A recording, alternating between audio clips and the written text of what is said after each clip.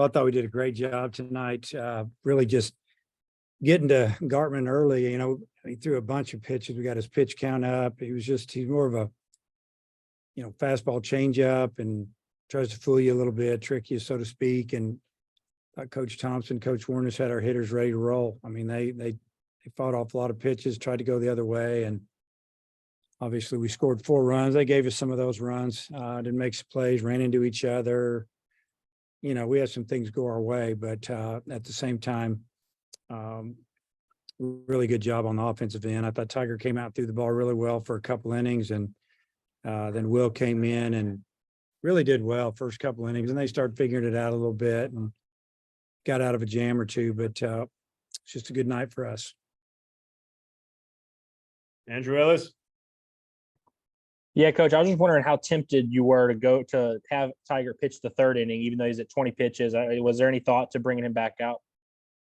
Yeah, he could have gone back out for the 3rd. We just had him finish down in the bullpen. He threw another 15 down there, and we just decided to go that route. So he's fine. He threw well, throws fastball for a strike, and it's really good to see. You went with the same lineup 2 nights in a row, and Neville and Holt both came through with a few good at-bats, had some positive results. I was just wondering what you saw from those guys and how good was that to see? Yeah, it was really, really good to see, because we knew that there was going to be some people on base, some runners on base when they came up, and they needed to advance runners, maybe bunt somebody in, bunt somebody around, maybe drive somebody in. And, Neville got us going with the ball off the wall. And then, I don't know, it seemed like that Holt got a couple of hits and hit one hard pass to third baseman with 2 strikes, single to right center, drove in a run. And, everybody chipped in up and down the lineup. I mean, it was a really good effort up and down the lineup, all 9 guys. Bob. Yeah, Dave. Kendall Diggs had a big night, 5 RBIs. I guess he could have had 6 if they hadn't called an error there on that one ball. But just wonder what you thought of his night. Yeah, I'll let you answer this question, Ivan. So when he hit the ball deep to the outfield, that would have for sure been a sac fly, and they didn't catch it. That should be called a sac fly and an RBI, if you know what you're doing in scorekeeping, because that's the way you score it. So he had a great night. 5 RBIs, should be 6, looks like he should probably be 3 for 3 instead of 3 for 4. Okay, I thought they gave 1 RBI on that. Maybe I missed that. And then they did give him an RBI. Okay. Yeah. You're saying it should have been a hit. Yeah. Well, maybe. I don't know. No, nobody asked me what I thought. And then you're 10-1 against Mississippi State since 2019. You probably would have beat them in 2020 if you got to make that trip. Just wonder what you think about that, being 10-1 against them since your last 3 series. I remember 5-6 years back, it seemed like we'd come here, they'd beat us 3, they'd come to our place, we'd beat them 3. Kind of did that for a few years in a row, it seemed like. And then, when we came down here a few years ago, I think it was 21, and we won all 3 games. They were really good. They ended up winning the national championship, but we've just played pretty well against them. So I don't know if there's anything to it. You catch them at the right time or whatever. That's kind of the way this game works a little bit. I know Andrew already asked you, but I couldn't resist. How big was Holt's game for you? What do you think about him? Well, when these guys, they work hard, they practice hard, they're good players. They wouldn't be on the team. And that's what I tell them. When you get an opportunity, help us out.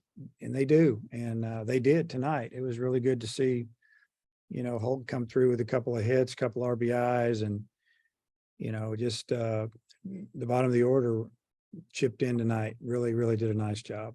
Yeah. I might have a couple more. I'll turn it back to Oliver. Thanks. Robert.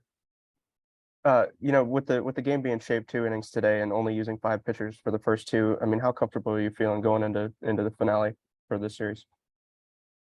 Well, it's a better feeling than knowing you don't have very many options, obviously. But we're hoping that Hunter has a good outing, good start tomorrow, and we score some runs, play good defense, and we'll go to the next available guy depending on the situation. But really everybody's available except maybe the guys that have thrown.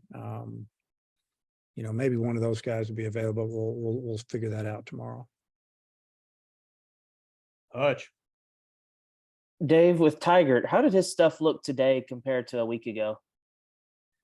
Well, I thought he threw good last week as well. I mean, today he was throwing his fastball for a strike, kept the ball down, and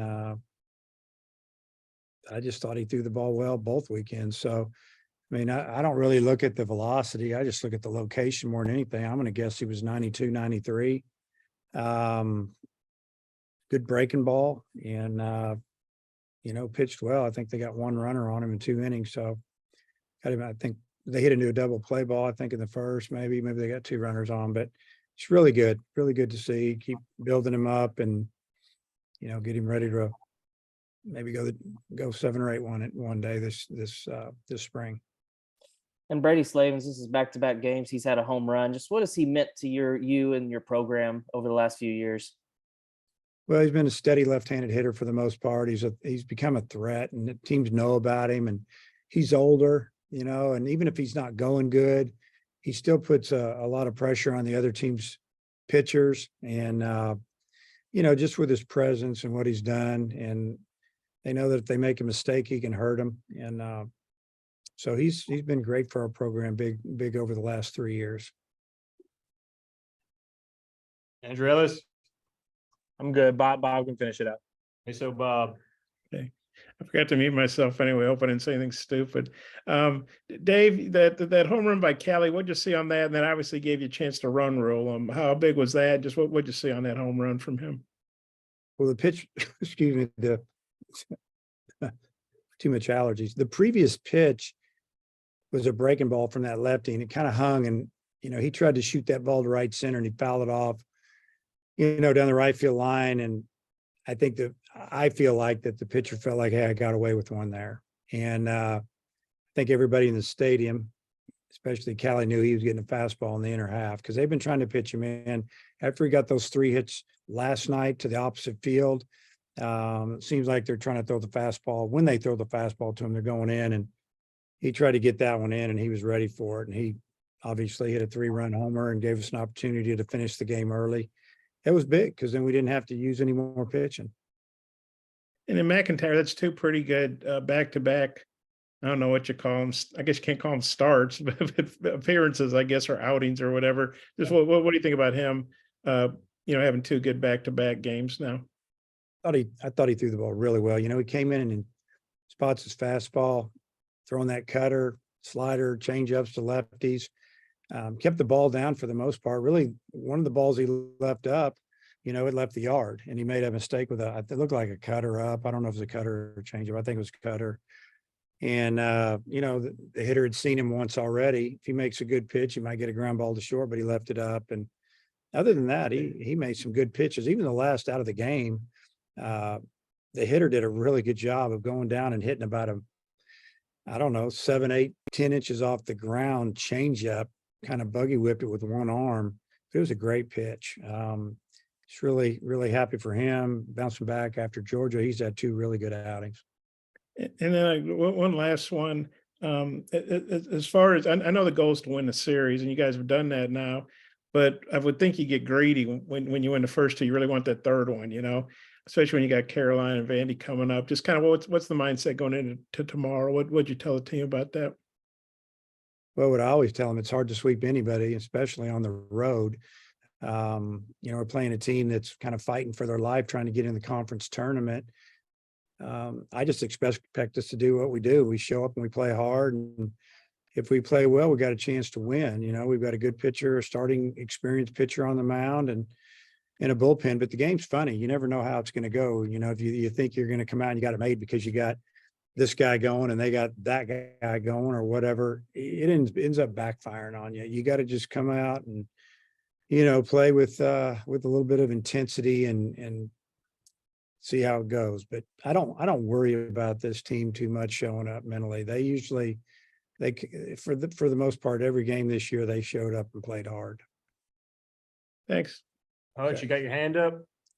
Yeah, Dave, you mentioned the mistakes that Mississippi State made defensively, but not only did they make those mistakes, but y'all capitalized on them. Just how big is that? And it seems like y'all have done that quite a bit this year.